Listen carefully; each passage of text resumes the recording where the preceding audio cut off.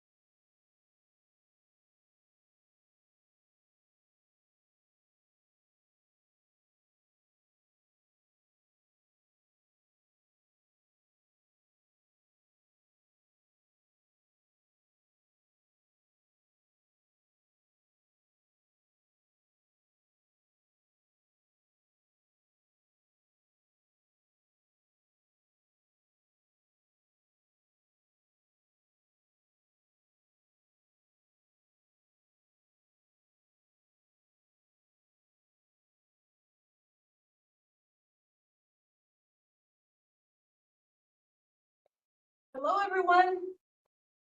It's 6:01. We have Regina and Sherry online and James Manning here in person. Kirsten. Bree Bogart. Bree Bogart. And I want to let you know that John Steele could not attend today's meeting, but he will be attending meetings, upcoming meetings we have. So we go ahead and get started. Yeah, Okay. let's get started.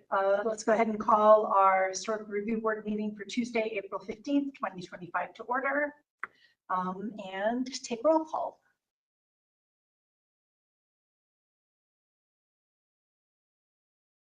Okay, do James Manning. Present. Kirsten. Present. Bree Bogart. Present. Sherry Harper DeVos. Present. Regina Fleming. Present. And I'm Lynn Schroeder, I'm the staff liaison, and online we also have Curry Gill, who's with SHPO, but she'll be introducing herself in the next few agenda items. Great. All right. Next on the agenda, public comment related to items not on the agenda. Do we have any public comments? No public comment.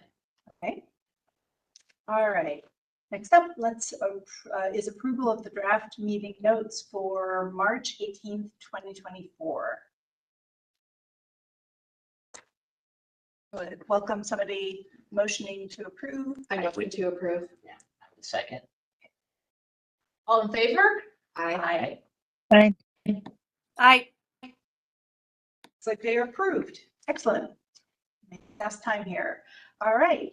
Next up is discussion about the CLG. Okay, great. Curry, are you on? Hi. Thanks for being here with us. Happy to. So I want to introduce Curry Gill. She is with the State Historic Preservation Office, and she is my contact. I email her often and talk to her often, and she agreed graciously to come here and give us a background and an overview of the CLG program, which we have new members. Yeah, I'm excited. So they don't.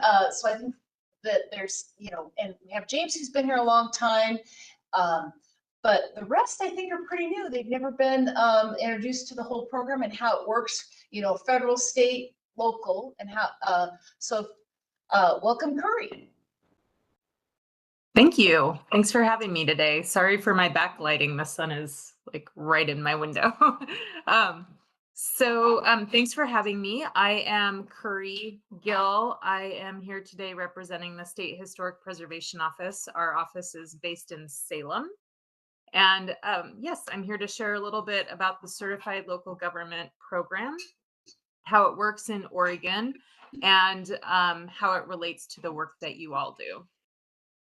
So the Certified Local Government Program, I will pause and say, feel free to wave and raise your hands. I don't mind being interrupted in the middle of it. So I will have some pause moments, but feel free to just say, hey, we have a question about that. So the Certified Local Government Program is a program of the National Park Service. The National Park Service houses the offices that implement the National Historic Preservation Act. And that includes things like the National Register program, several grant programs, the federal compliance program. So when projects have federal funding or federal licensing, they need to do a process to determine if there are impacts to historic properties and how to mitigate those impacts. So our office, the State Historic Preservation Office, works to implement those programs and receives funding to do so. Our job is also to coordinate the Certified Local Government Program. The Certified Local Government Program is intended to kind of do what the State Historic Preservation Office does at the state level, but at the local level. So we have this national program. The people in those offices don't really know what's significant and what the people in Oregon care about. So we have the State Historic Preservation Office to help bring that information together for Oregon. And then we work with all of you locally because you know your communities better than we do, sitting in our offices in Salem. So this program is a requirement of the State Historic Preservation Office to participate in those federal programs. But we also really like this program because we really do believe that locally you have a better understanding of your community and the resources there and what is significant and historic there.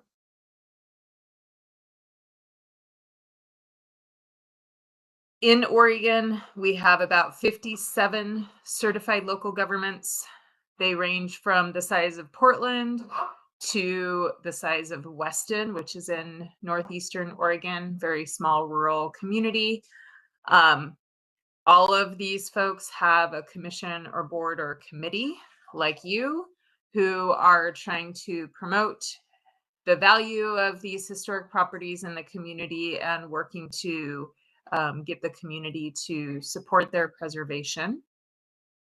And the role that's required to participate in this program, there are a few items, and I saw the document was attached in your materials, that are required from certified local governments to participate in the program. So having a body like you all to do the work is a requirement. To track the historic properties, whether they're designated or whether it's just an inventory to understand what those historic properties are, to have some sort of code that directs what you do, and to review National Register nominations, which you participated in that process recently. Those are the big high-level things. Your group is supposed to meet at least 4 times a year. That's another requirement of the program. With meeting those requirements, then your community gets a little extra attention from our office. You get the opportunity to have training and orientation, to have advice when there are issues related to preservation. And then the bigger thing is access to grant funding, which the way we run it in Oregon is available every other year to communities who participate regularly it's a non-competitive grant, so it just has to be something that can be funded by the grant program, and it has to be doable. We've had a lot of conversation lately in projects you're trying to achieve there to pull off with this grant funding. And then you get to do it. So it's kind of nice because you know that it is fun, like not competitive, you're not competing with other folks, you can kind of count on the fact that every other year there is a chunk of money. It's not a giant chunk of money. It's usually in the range of $12,000 to $15,000. Lately, it's been a little bit more to complete projects, and that allows you to kind of figure out your phases, figure out your approach, and just kind of know that you can count on that funding every other year to complete your work. The big role for you all is to really engage your community and encourage folks to, again, value these places and want to do the work to preserve them. And you can use the grant funding and our advice and our trainings and workshops to help you explore how to do that and apply those ideas locally. That's the big picture. Are there questions about the big picture right now? No, we're good. All right. So I guess the other thing that I wanted to mention that people often have questions about are the different designations. So I mentioned the National Register of Historic Places is the national designation for historic properties. In some states, there is a state level designation. In Oregon, we don't have that. We do have a database that is essentially survey information about historic properties, but there's not a designation at the state level. We did have, and we might have again, a tax credit, a tax incentive program related to property tax. So it's not tax credit. This is a property tax assessment program that sometimes gets conflated with a state registry, but it's not. It's an opt-in option for people to get a property tax benefit with their property, and it requires that the property is National Register designated. So sometimes that's a conflation that happens. And then there's the local designation, and that's what you all do. And that's the designation that then triggers any of your local ordinance regulation. So National Register, if they solely list a property on the National Register and don't do the local designation process, in Oregon, that only triggers demolition or relocation review. If you want protections, or if the property owner wants protections for their historic property, it's the local designation process that makes that happen. So those are the differences there. I see a hand. When you say local designations, you mean city, not county, city, correct? So in your case, it would be the city because you have a program. Okay.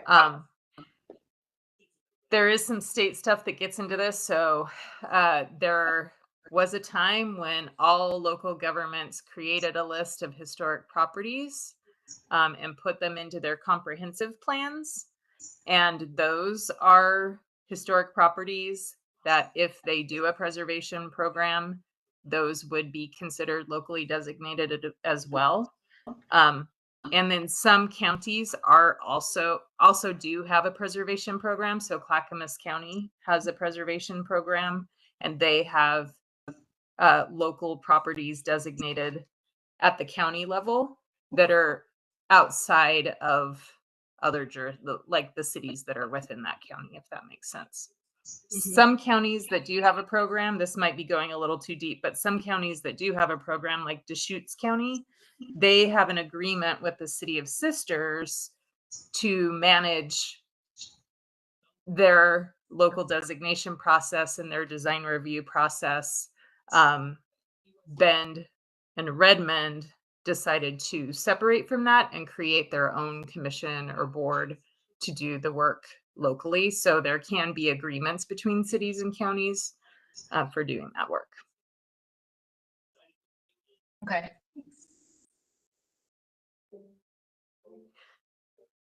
So I mentioned, oh, go ahead. Was there another, maybe I heard background noise, sorry. So I did want to mention some of the programming that I have seen local organizations do, especially to connect with the community and promote the value of these properties. May is Historic Preservation Month, and so a lot of certified local governments use that month as their sort of anchor for doing some public engagement.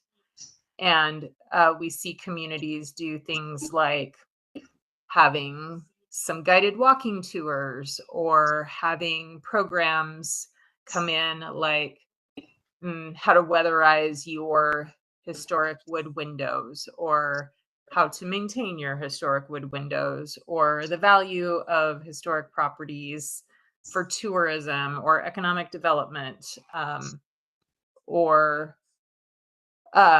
we have seen some folks do coloring contests. So they have drawings done of the historic properties and then they put them out to the community, and then they do a drawing of people who submitted their drawings.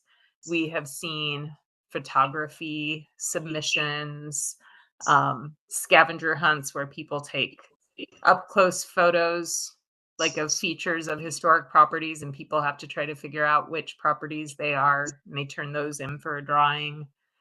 Awards for people who have done a good job preserving their properties. And those can be small little activities, but they really do help engage the community in those ways. And where we see certified local governments or communities with programs that are doing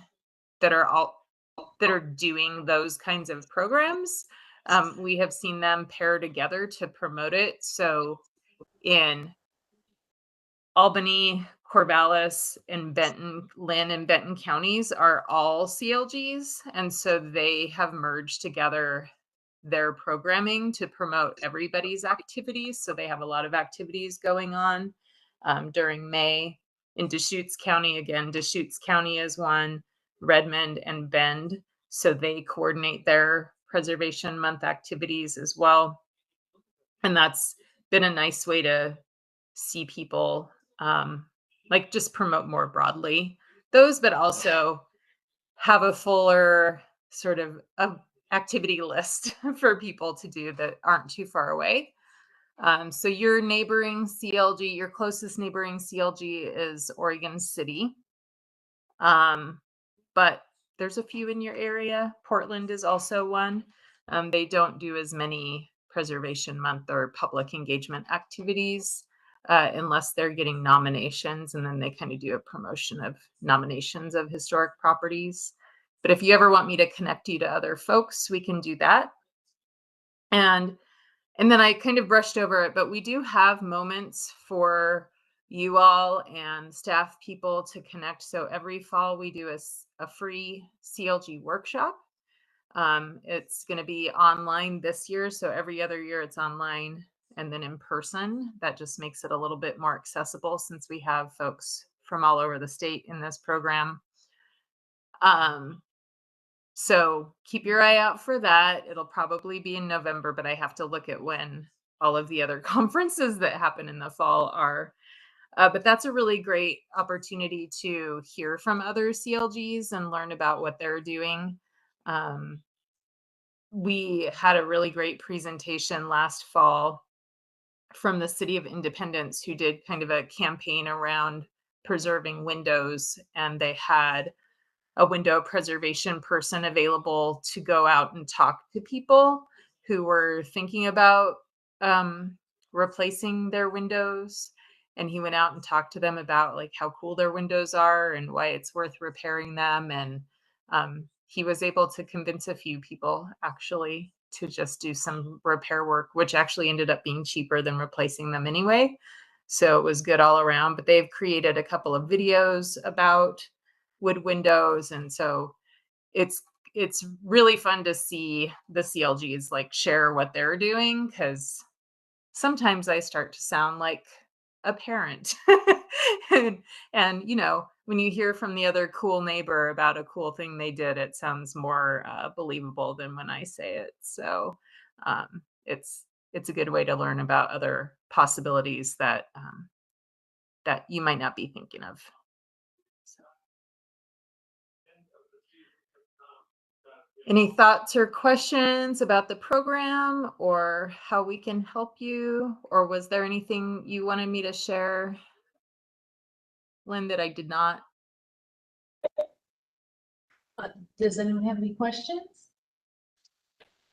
I No. was going to ask something. Was Regina or Sherry saying something? We just had a hearing where I'm a big fan of, historic review boards and CLG, and I love that we have all these protections in place. But we just had 1 or 2 hearings that were a small commitment for the historic review board, but a big commitment for the staff, that I had wished their time could have been spent in a more valuable way. And one of them was for solar panels on the front of a house within the historic district, but not on a historic house. And I personally wish that that was something that could just be approved. It is a temporary addition. But I was told, yeah, the staff had to put together 135 pages. We had to review it. We had to have a public hearing. And then more recently on a historic building, the plans had been approved, or the drawings had been approved with an awning. And then they decided to actually not install the awning, and that awning had never been there as a historical feature. And again, staff had to pull together all the history. We had to have a hearing. And I say this not just because I really value staff time, and I could tell it was, a decent amount of work for them, and I know their time is valuable. So I was just wondering if there's a process or options to prioritize the important stuff, but for stuff that really doesn't seem like it needs that much of our interaction and review, if there's a way to simplify it. Or, for instance, if the south facing roof had been on the back of the house, we wouldn't have had to go through that process. Hurry? Right. So so yes, so you can make some choices like that using your code as the tool. And I would recommend taking a look at, now I don't recommend using their code entirely because it's a lot, but the city of Salem's code has a really good, clear list of projects and sort of definitions that, like, if they do it exactly this way, it's okay to do, and that can just be approved at the staff level. And so you can create that in your code. And looking at Salem's is a good example just because you can see the variety. And in some cases, you might not want to do the ones that they do, but it's just good to see kind of a big bunch of options that can clarify that. It's a good idea to have that conversation. Not only, first of all, I appreciate your care for your staff because city staff have so much, but also it's really good for the program to make it as easy as possible for people who need to go through the design review process to do the process and to do the thing that meets the standards that you're trying to achieve with your preservation program. So if by doing all the things that meet the standards right away can expedite their time and take less funding to manage, that's a good thing for them too. And people are more likely to do the process and not avoid it. So it is a really great idea to consider options that can be approved, yes or no, at the counter with no need to do this extra meeting and review of your body for sure. So I'm actually a little confused right now because I thought that it was required by the CLG that we go through those hearings and processes. But it's our code that's requiring It's it? our code that does that. Okay, And do the catch-22 of this, if it was approved with no awnings and then they throw awnings on it, we would have issue with that. So what Yeah. Barry's saying is the way Salem does it is they have certain things that at the counter, they can say, yes, you can do this or not do this, and then it's recorded into their application or after it's been approved, or so they could take awnings off, or they could take certain yeah. certain things off. Well, when I had mentioned this to you, though, you told me for the front in a historic district, solar panels have to go through Okay, a so, process. so we are a certified local government. That means that we, as part of becoming certified, we need to create a development code criteria that preserves and protects our national register buildings as well as local. So this in the historic, the Willamette Historic District is all those, that whole district, that area is a National Register district. So our code, we had to write code that said when something would need approval by the HRB.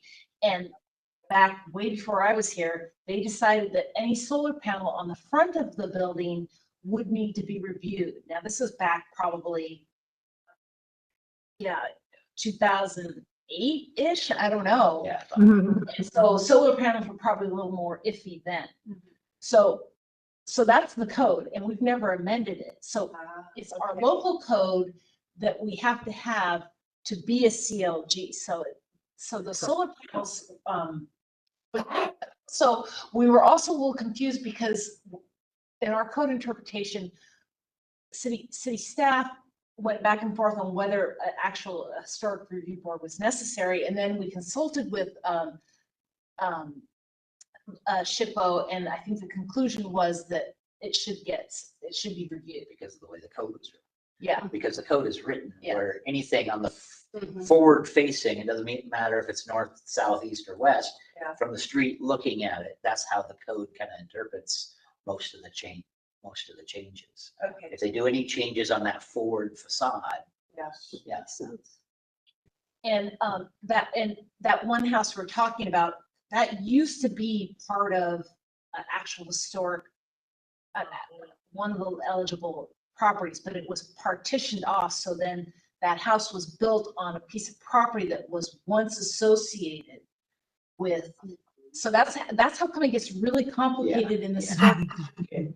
And about what needs review and why the heck you guys are seeing it. Right. Yeah.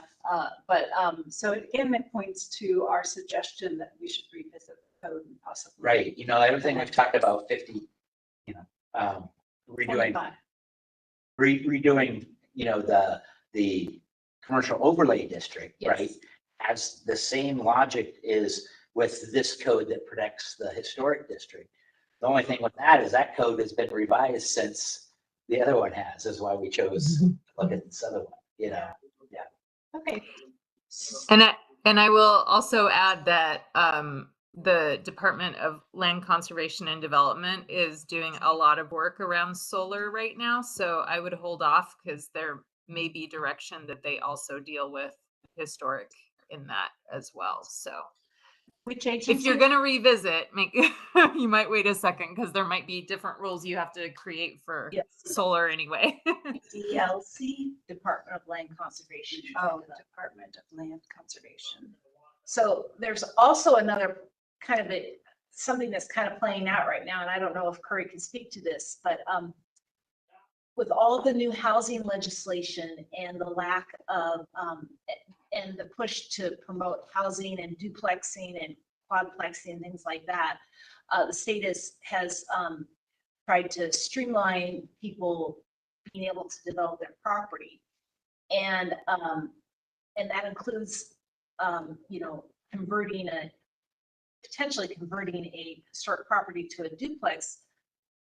And I'm not quite sure how that works. Do you know how those two things interact? So currently, so I don't know what's going to pass this session, but currently, the design review process, so the expediting of it is not a thing if it's locally designated property.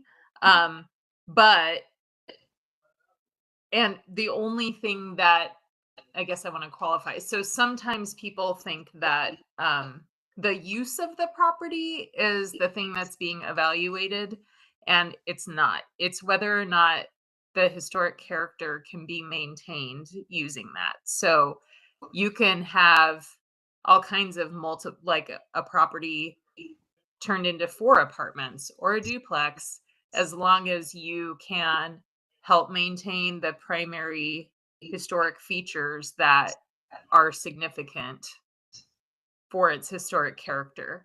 So currently, design review still qualifies, even if it's housing. But you can't say because it's in a historic district, it can't become a multi-unit property, but it does still need to maintain the standards, which is totally doable. We have I live in Springfield, and our historic district has all the forms of housing, and they are still contributing to the historic district. So, and they have been for a really long time. So it's very doable. It might be that you take the time to help people figure out how to pull it off. They might come in with a design that does not meet historic character, but it doesn't mean it's not possible to do. There are things that might change that are in the session right now. So we'll see what comes out of it. But as of now, the design review still stands. But you can't just say it can't be used as a multi-unit property.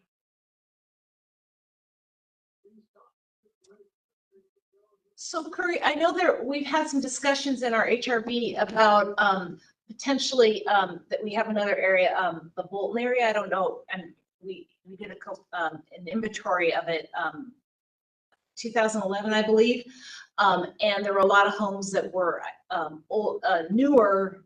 I mean, newer that they weren't turn of the century, but they were, mid-century housing that could potentially be historic homes. They're eligible. They were listed as and we've had some interest from HRB to move forward with a historic district in that area. However, what's the normal process for creating a new historic district? So the survey is the first step. So that's a good starting point for sure to understand if there is a district, what that story is, what story does that district tell, which properties within that district relate to that story, and if there are enough properties to tell that story in the geographic area to make a district. So that's the first step. The second, third, fourth, fifth, as many steps as it takes part is talking to the people who live in that neighborhood about what it means to have a historic district, the value of having the historic district, answering their questions about what it means for them in their neighborhood to do it very upfront. Often when we go out and talk to people about historic districts, we have proponents that invite us out, and then somebody starts asking the questions about, well, now I can't paint my house, or now I can't do this or that. And people are like, oh, I can't believe they asked those questions. Like, no, we want them to ask those questions so we can answer them. So that public engagement piece like doing the footwork, door to door, having meetings to talk to people, inviting them to talk to other neighborhoods that have the historic district, really knowing that you have the majority of people on board before you even start the nomination process is really critical. We have seen in lots of communities in the state where a small group of people do want that district and they have not done that work, and it fails, and then it has taken, either they've never pulled it off or it takes like 20 years to like go back and fix those relationships. So we really emphasize that public engagement piece. And if you want to, if you're thinking about that, we definitely could have a couple of folks from our team come talk in more detail about how you might go about doing that public engagement piece. And we can connect you with a couple of communities that have completed districts recently. Like Redmond recently did a downtown historic district. Forest Grove recently did a downtown historic district. Trying Was to that- think of. Were Go those ahead. were those efforts grassroots efforts, or was that something that was kind of brought about by a leadership? So both of those started out of the their historic review board or commission in both of those communities. But they definitely went out and did the groundwork and talked to people and garnered that grassroots energy for it before they did the nomination. Oh, and Dallas also recently did a downtown district. I do think that it is a little bit easier nowadays in the commercial areas to get a district and make the case. So we can look at who else kind of more recently has done just a residential district. And we could also look into who, even as a grassroots effort, who has done a more mid-century residential district. Because that's a whole different story. And doing that public engagement with folks about how that actually is historic is really critical, because a lot of people don't think of it as historic.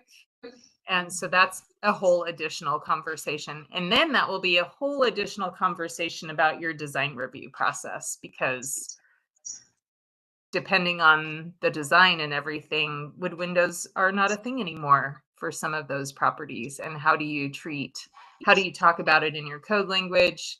Having design guidelines is really helpful. So it does take a little bit of different thinking in regards of materials in particular when you go into mid-century design review. Okay. How about boundaries?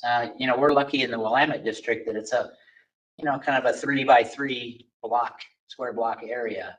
But Bolton would be, along the river, parsed up by the high school, maybe, are the boundaries an issue if they're chopped up? Do they have to be contiguous, or can they be? In a district, they do have to be contiguous. It will be, when we do our workshop in November, we're going to be talking quite a bit about National Register, a different way to list properties on the National Register, which is a multiple property document. And that's a way to make the possibility to list several properties that have a same story and same type but aren't in a district bunch. So that would be good to attend to learn more about that. When you did the survey report provide any of those recommendations around what the boundary could look like? No, Okay. no, this was an old survey, so I don't know. Okay. I mean, that is something that you could use future CLG funding for also, is to have someone do a little evaluation, even though it's an old survey, and provide recommendations for the public engagement, like create a little plan for how you would go about that.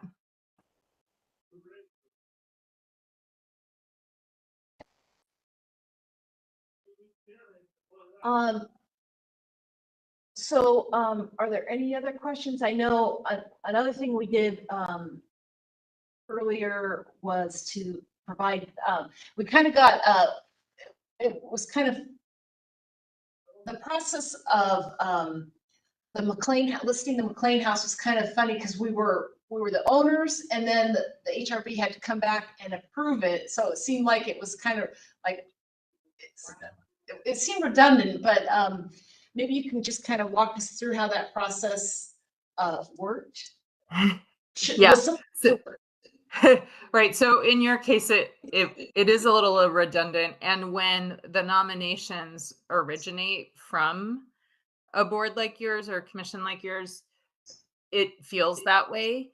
But other times, and so the National Register program has a requirement that they get input from the CLG in any nomination that happens in their area. So you could have a property owner that does a National Register nomination for their property without your involvement in any way.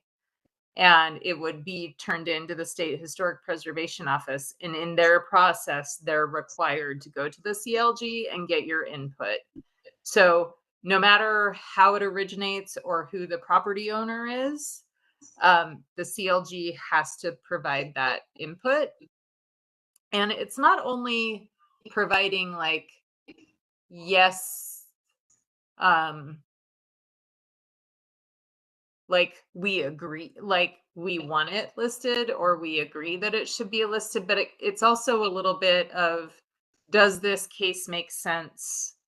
Does the part where they do that comparative where they look for other properties in the community that might tell that same story and might tell it better, because you're there, you're going to know those properties better than we do.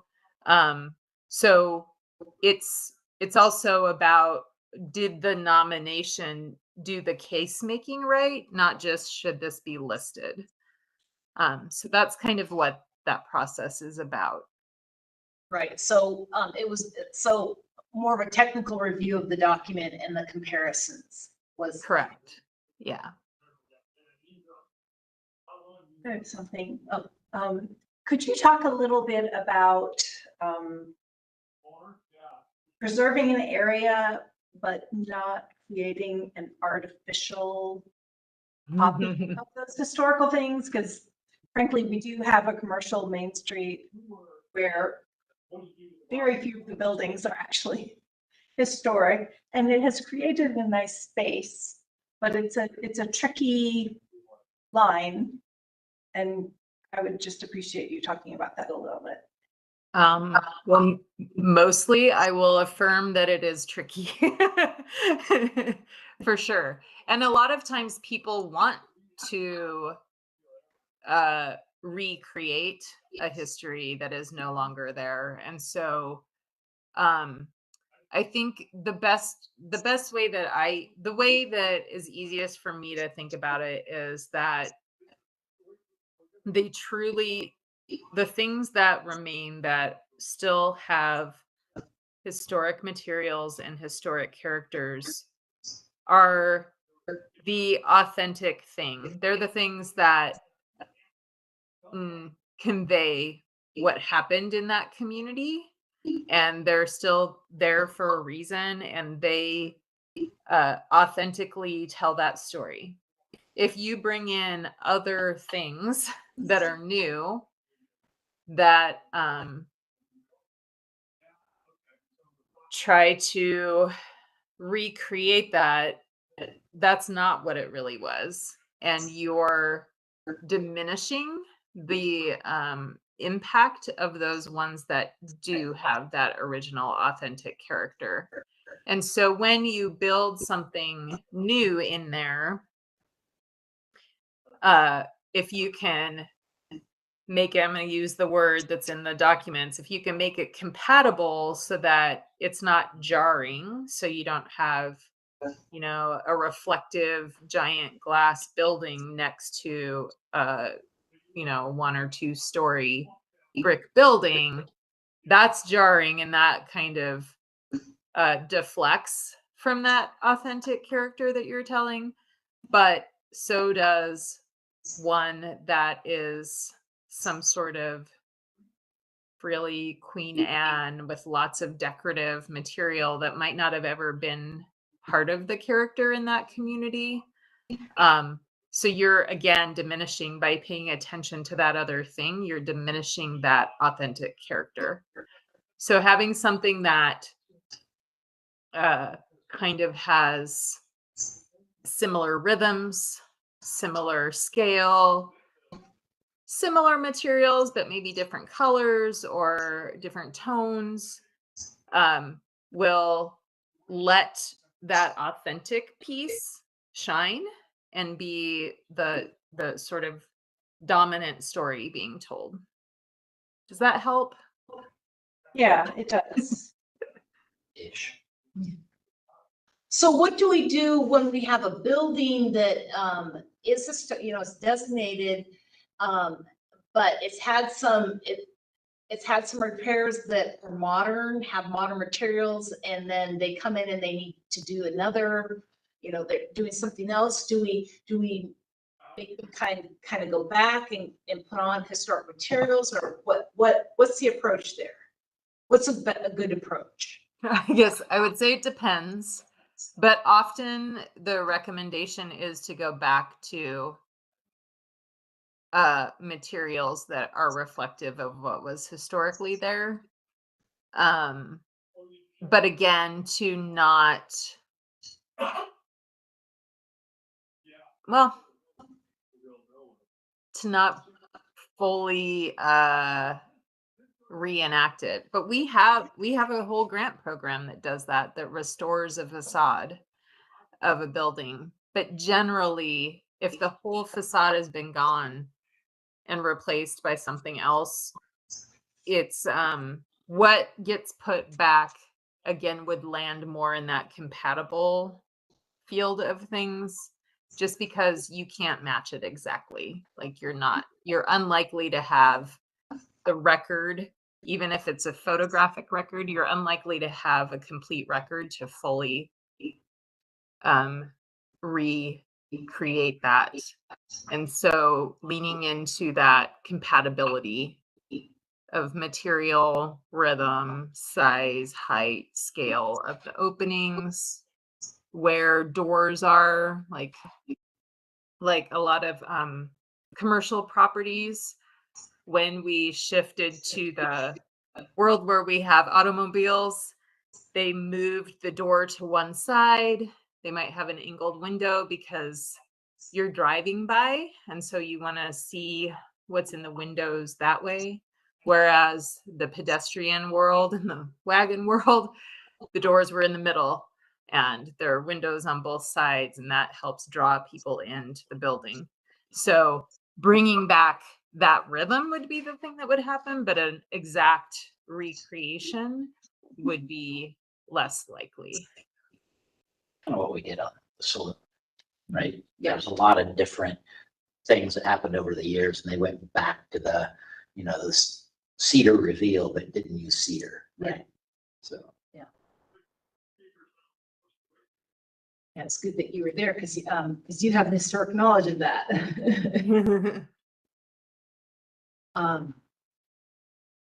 Does anybody have any other questions? It's been great. Thank you so much. Yeah. It's great stuff. Well, thank you for your service for your community. I really appreciate you being there. And yeah, if you want to explore more about designation, we can definitely have folks from our team who live in that world share with you at some point or kick around ideas. So please reach out when you have more questions. Thank you. Well, thank you so much, Curry. Thank you. All right. You're welcome. Take care. Have a good evening. Good You too. Bye. Bye.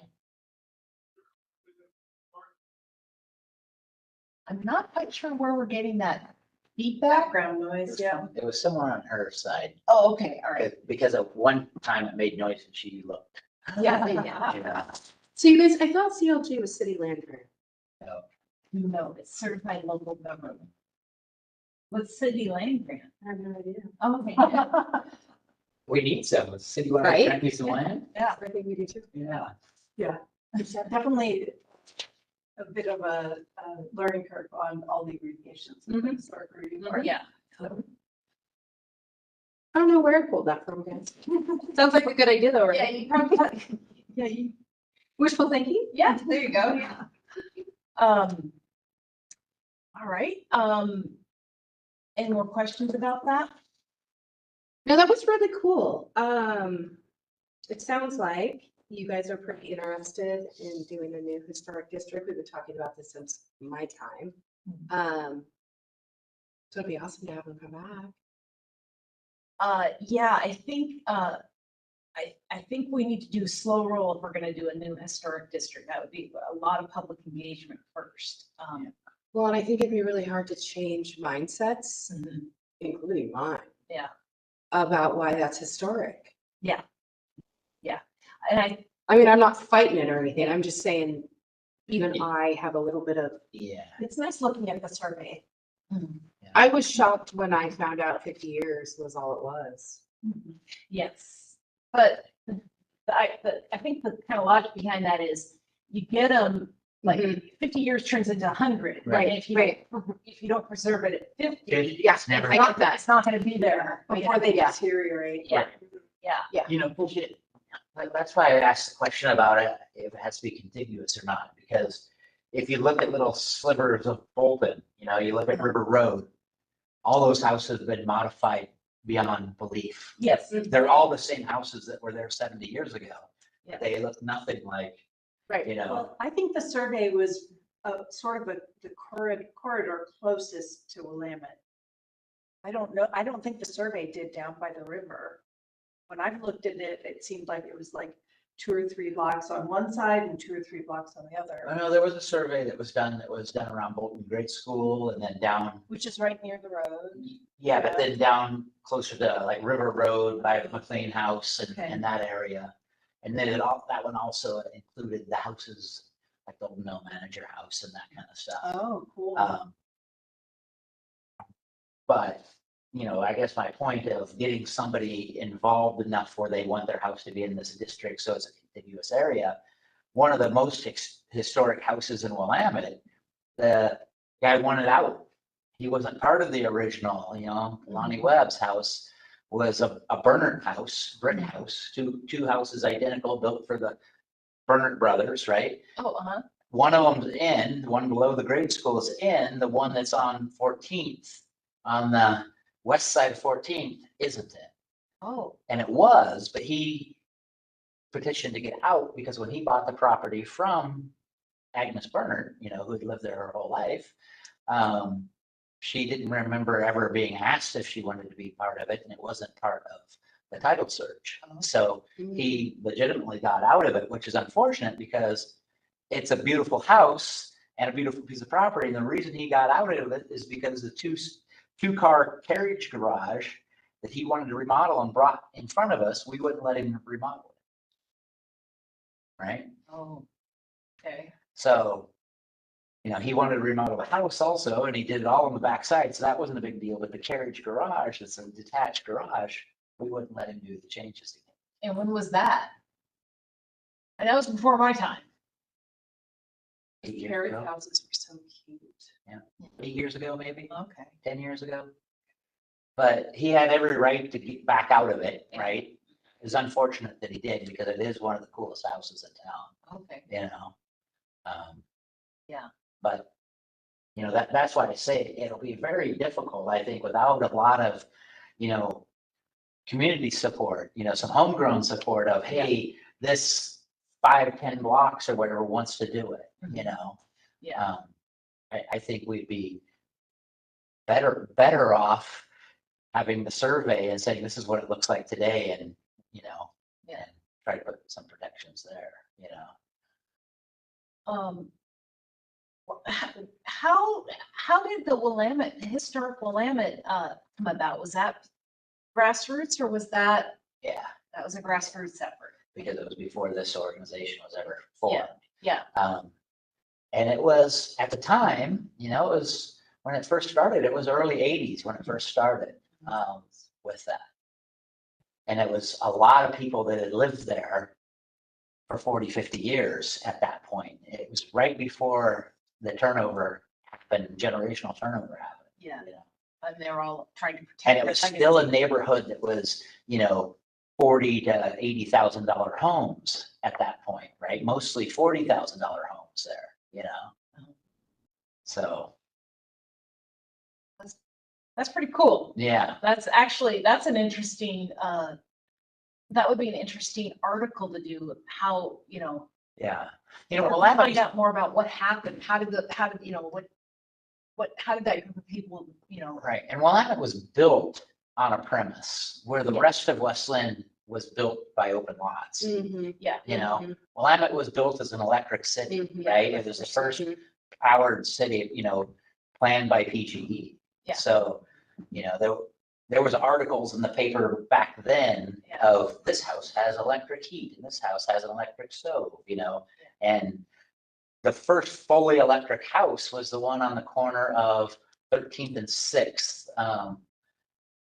So it would be the southeast corner of 13th and 6th was the first fully electric house ever. Mhm. So not just in the Oregon. state of- But that's not in the district, is it? Yeah, no, it is. In Oh, the that one. US? Yeah, How could that be?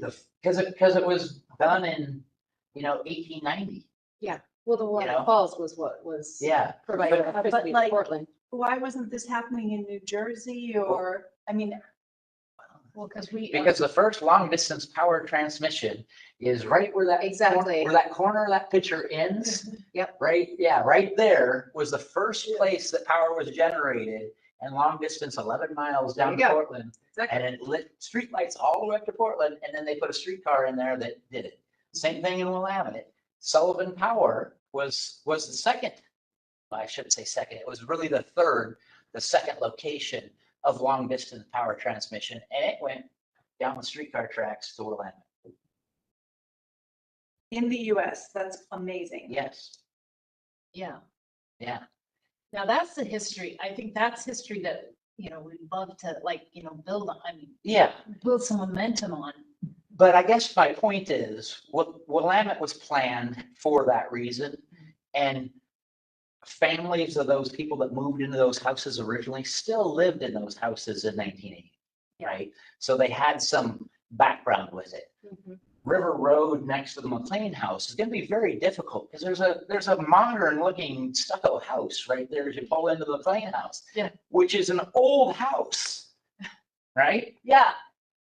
So Once upon a time. yeah, once upon a time, that was an old looking house, right? And all those houses down there have changed because as the property values went up and they're on the river and they've converted them to, 5 garages so their boat fits in. Yeah. Those people are going to be very hard to convince for us to say, when you want to change your windows, you got to come ask us, And I'm not saying they don't look historic. right. And I'm not saying it to be discouraging or anything because there are little pockets of houses like behind Bolton School. There's a lot of little houses right in there on those 2 streets, right? Above the park, above the park, right? Yeah. That those people might be convinced to do it, right? I know somebody on Willamette whose house is about to be 100 years old and they would like, Yeah. they're all Well, those are the grassroots people that we need to tap into.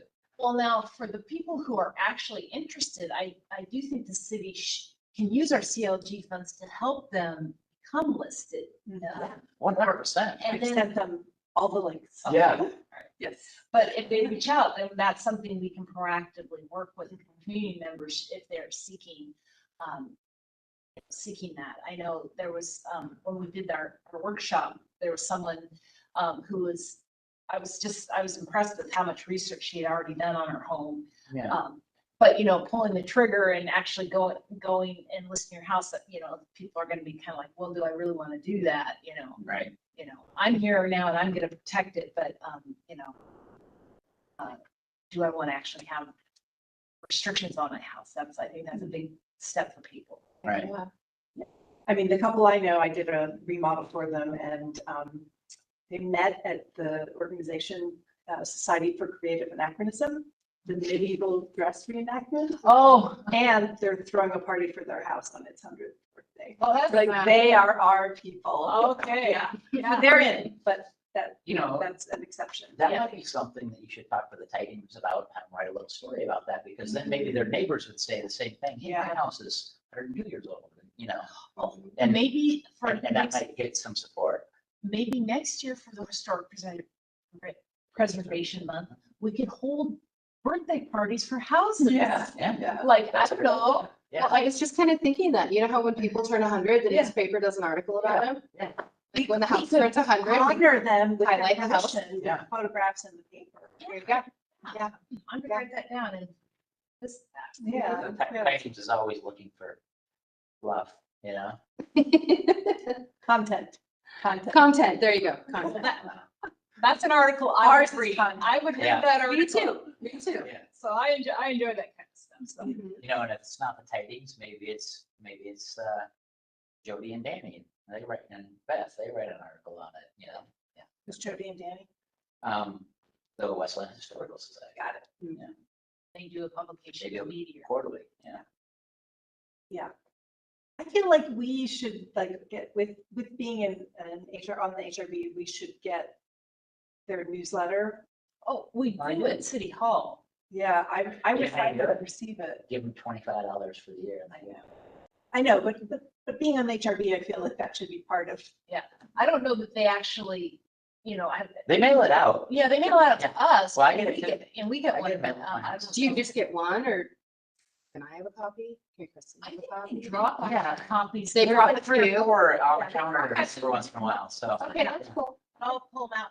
Maybe what you should do is when they drop them, keep one for yourself. and Yeah. then we'll look at it. That'd be nice. Yeah. Because there's good articles in there. Yeah. Yeah. I wanted to mention another thing she said that I really liked was the scavenger hunt. I was Yeah. gonna say the same That thing, is really- or something along those lines. Yeah, I mean, it has to be done carefully. You don't want to have people tromping through, private property. Right. Looking for, but, if you say it's visible from the From the street, street, you yeah. take a picture of it, you submit it. Yeah, I think that would be really I fun. think it'd be really fun too. Plus, it's like involves people of all ages, gets people out. Yeah. Walk in the neighborhood. Mhm. Yes, I do like John that. Williams run past every one of them. Yeah, I can see that, but yeah, we have to be very careful that private houses are not. Or staring with a look, Yeah. but, Right. okay, do we want to move on to the next? What's next? All right, yes. It's my cue. Okay, items of interest from any board members. Do you have anything they'd like to? Interest. McLean House still on the 30th of May. Well, I will update us there. Okay. Next. Okay, All right, let's go ahead and move on to items of interest from the staff. okay. Okay, so first I want to talk about the historic inventory we're going to do of the Robinwood neighborhood, and I've been working with Curry on this. So originally the HRB recommended and the city council approved doing a historic inventory of the Robinwood neighborhood to determine if there are any historic homes as a potential listing. So it's just like we did for Willamette and Bolton, Holly Grove areas. There's one other area, but and Sunset. So just like that, and it's done, and historic inventories are done according to a procedure protocol developed by the National Park Service. So I did a little background. There were 565 homes that could potentially be historic homes based on their age. I'm sorry, how many? 565. Okay. So that's a lot, especially to meet the national criteria, historic criteria for doing these surveys. And so I took that out to bid, and originally, we were anticipating that it was going to cost like $10,000. Well, the bids came in, and we got 3 bids in, and they all came in about $50,000 or $60,000. which was way more than our grant. Grant, right? Because you heard her say that it's about 11,000. Yep. And so that was way more than I think. Then the city would want to kick in. Yeah. Sorry, can you repeat that number? It's hard to hear a little bit. What was the big number? What was the bid number? The bid numbers were coming in at 50 to 60,000. Got it. Thank you. And that's because of the requirements of the RSS inventory process. And how many? And then we had 565 houses. And so knowing the goal was to actually, do some identification of homes. I was talking with Curry, and what we decided to do was to step back and do a higher level review of the homes and do it maybe in a phase process. So we'll do the high level review of the 565 houses, and it's a review that is not done by the National Park Service does not have a protocol for this. So, but we are talking to a historic firm about it. So we would step back and do a high level review and do a brief context statement, because you can't review houses, you can't list houses without a context statement. So it would not be as in-depth as you would get in a historic context statement, but it would be an overview of what's important in the neighborhood. So it would take a high-level review. Meaning you're going to take those 565 homes and you're going to cherry pick the most important? Is that what I'm hearing? Well, you're going to take the 565 homes and evaluate each one of them on a very quick basis of whether or not they would level up to where they're worthy of actually being evaluated for historic. Okay. And they're going to do a background search, like Street View search, Google Street View, but then they also did propose on doing a drive-by all the homes. Are they going to pull like building permits and what have No, been remodeled or anything like that? No, Okay. that's too much work. That's too much. Okay. For this. So in doing this report, the total cost would be, the quote came in at about 14,000, which is much more reasonable for us. And so I'm working with, I need to get that update to Curry, but I wanted to let you know about that. And just to hope you think we're on I want to make sure that it's meeting your goals of evaluating the Robinwood neighborhood. Sounds great to me. Yeah. So It helps us find the gems. yes, find the gems. Right. Right. So one of the things I don't think it was that they really have time to do is find the trolley line. I don't know if that can be within the scope of this, unless it's specifically associated with these houses.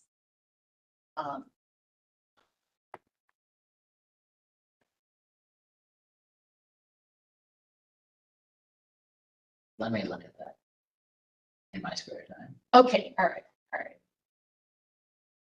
I might know where there's a map. Okay, all right. That's I great. feel like I've seen one, two. Yeah. I think I would say. I've got a map of all the old logging train lines in Oregon City, south towards Molalla and Estacada. And I think the person who made that map made a map of the trolley lines also. Okay. Neat. That's neat.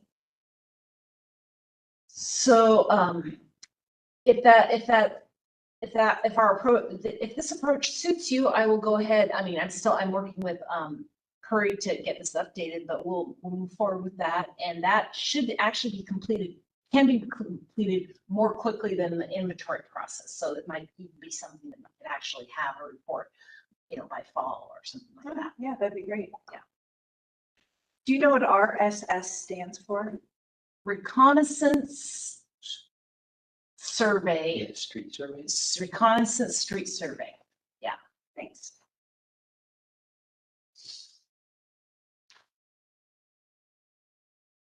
So you spell reconnaissance. I know. Yeah. CON. Okay, recon, perfect. Yeah. So I also want to talk about, I want to let you know that I reached out to the Willamette Falls and Landing Coalition to request a tour of Historic City Hall, and I thought it might be kind of fun to do for the May meeting. Yes. If that's what you would like to do. We don't have any land use hearings or anything coming up, so When is our main meeting? 15. Okay, good. I have not heard back from her, so I don't know, but whatever times you get in May, I'll let you guys know, and then you can let me know if that's that. And I probably won't be there. Okay. I think it's the 20th. No, because the first is also a Thursday or Yeah. Tuesday, Yep. right? Isn't that how it works? Yep. The third Tuesday is. Yeah, because the 20th, yeah. Are we talking about May? Oh, wait a second. Oh, no, Sorry. Yeah. it's the 20th. It's the 20th. You're right. Okay. I'm looking at I won't be here either. Oh, I My could be grandma here. turns I 97. could be here. that's a start, right? Yeah. Exactly. Well, So I I'll be can gone. try and get another, another time. I would absolutely love to be there though. All right. Okay, so I want to. Is it going to be at 6 o'clock or would it be? Well, what time, I should, this is a question to you. What times and dates and times would you? If you don't want, if the day of our meeting doesn't work. Just a quick doodle poll. Well, I Like have a- AM, I have a- PM, Saturday, My schedule changes every darn week. I have no idea what I'm doing most Yeah. times. Every darn day. I don't know. I don't know. Maybe you could get 3 days and Okay. send out a survey. Okay, that's monkey. all. That would be awesome. Yeah, I'll ask that. Okay. No, I'd love to do it. Yeah. I just can't do the 20th. I won't be here the 20th. So one of the things I was hoping that they could give us some, is let us know their story and what they want to do there. I think it's such an awesome, it's a gem for the city to have that. Absolutely. That, them there and them doing stuff. So I think, to hear what the plans are. Nice. Okay, so then, the McLean House, now we originally said that it was going to be Saturday, May 31st. Mm-hmm. So, Not gonna work. I'm leaving the country the next day, and Okay. I don't know that I can actually, get this event going the day before I'm leaving, Okay. for international travel. Where are you going? I'm going to Morocco. Whereabouts? I just came back. I know, yeah, that's one of the reasons why I was like, James had a cool story about Morocco. I love Morocco. Very cool.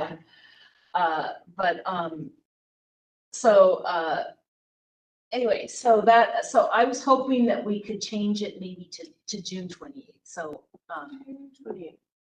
does that work for you? At this point, sure as heck does. Yeah. And it was an early thing. Yeah, it was gonna be, Saturday, June, it would be in the morning, like 11 a.m., 11 Okay. to noon. Okay. Yeah. Yeah, so not early, but okay. Pencil me in. I can cancel if I need to. Yeah. What was the June date again? 28. The McLean, June 28th for the McLean House celebration. Okay. Okay, right now that's okay for me. Thank you. Sounds good. And then, for you, I have questions for you. We don't have any, on the horizon, we don't have any quasi judicial hearings, for, historic review. I'd like to know what sort of things you'd like to tackle here in the summer and into the fall. I mean, I'm just putting that out there. You can, Yeah. Sure. Did council say anything about rewriting code? That was on the docket and they did, Darren didn't, I don't have feedback on whether that was approved as a docket item. I apologize. I didn't. Changing code for. Updating chapter 25. That's stored Thank design you. guidelines. The Oh, commercial design. yeah. Or Is it- the historic code. Commercial design. Okay. So there was two parts. So Okay. I'm still all for making solar easy if it meets certain criteria, right?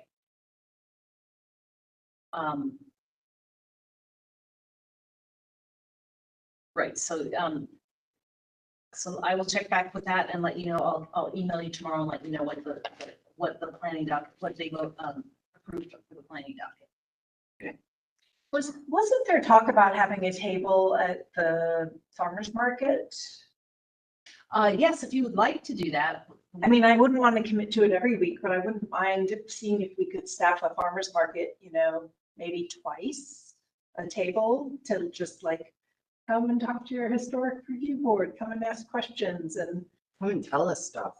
Yeah, and maybe even float the things we're considering, like maybe even Bolton.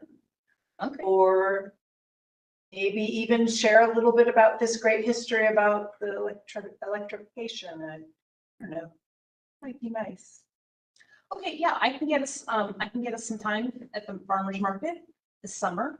I feel like there should be a table and just like the sustainability committee gets it, a couple times and we get it a couple, I mean, it feels like it'd be a good standing theme for all. Yes, we do actually have a sign up, yeah. Oh. Each committee has a sign up. Oh, great. And each department has a sign up. Okay. You go through it and yeah, so I'm sure the sustainability committee will be there. Right. I don't know. Okay. That's not my department. That's not my. Yeah. So, right. So I will get us some time and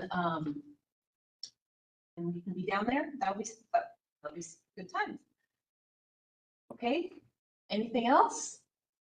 Did we ever get a response or more information back from the Army Corps of Engineer regarding the documents for the locks? Yes, they appreciated the comments and are taking them under consideration. And I think we were one of the few people that commented. Okay. Yeah. But I don't know the status of the document, especially given this kind of environment we're in right now. I don't know that it's really moving anywhere. Yeah, we've got a meeting for the waterfront working group. Into May, I think is when that's set up. So, yeah. I know that the state, the transfer of the locks to the state and the coalition, is supposed to happen this summer, and I don't see any reason why it would stop, but you never know. the only reason it would stop is if the Corps didn't have the funding to fix them. Because that's part of the stipulation, is that they have to be fixed by the Corps before they transfer. Right. So if they lose funding for that, which I haven't heard they're going to, Right. so. Is there still a museum down by the mill? That's an Army Corps of Engineer? No? There's nothing down there? Yeah. There's a the building. building, there's a Oh, building, but it's it's not, not no built. materials on Okay. that. I mean, there may be some materials that There people are. left, Yeah, there are a few things in there, but nothing. but it's not. I see. Okay, great. I'll just throw this out there. I think it would be really nice to do it like a historic walking tour of similar districts. I think Aurora is a possibility, just in case we could arrange something like that. I'd be interested in it. I don't know that everybody else is interested in it, but just thought I'd put it out there. Let's do it at dinner time. That way we can filbert afterwards. I've never been there. It sounds good. It's a really nice reuse of a historic farm. Yes, it is. Well, we have to go. Yeah, it's great food. Yeah, it is. Okay. And I do wish I knew like where we had similar districts that are similar to like, Old Town Willamette. Like the same era and the same construction, like, I feel like. Oregon City's got a really good one. They've got their housing district on the bluff and their commercial district down below. Their commercial district is so big compared to ours. But yeah, I just feel like there's cross pollination that would have, if like Corey said, like, getting in touch with some of these other groups, that might be nice. I don't know exactly how that would look. I'd be interested in exploring it. Okay. Like I spent a bunch of time on the SHPO site trying to find any other district that has this Western Falls front. Like, there's an example of one near Deschutes. There's a ghost town on the way to Baker City, but there's very few in Oregon, if any, that have like a commercial district with the Western Falls front. There were some that I found in Washington State on their version of the SHPO. And so, were you looking at to like for design review inspiration? Yeah, for, to see if we found some good examples of code. Oh, okay. Because there was, I printed out a bunch of fun ones for like sisters and other examples that didn't have so many vague things as ours. Like they were more, like even Aurora has specific things about fences and just to sort of educate myself about like, okay, what do some other historic codes look like?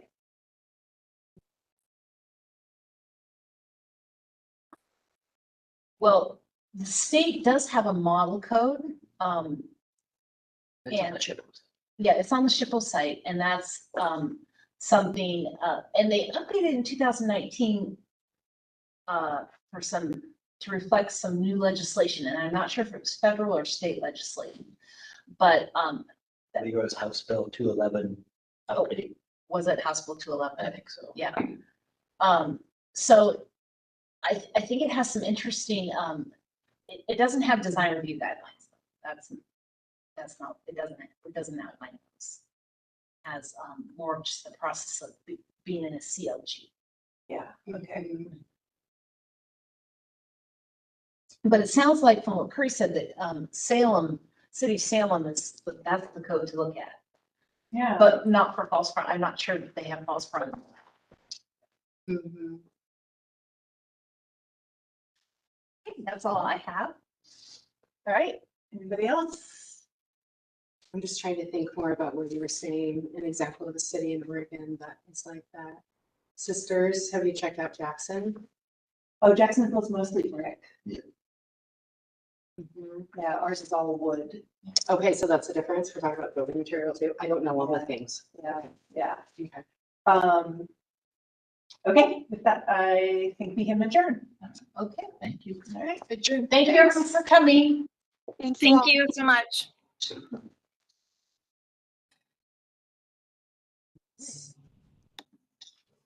Recording.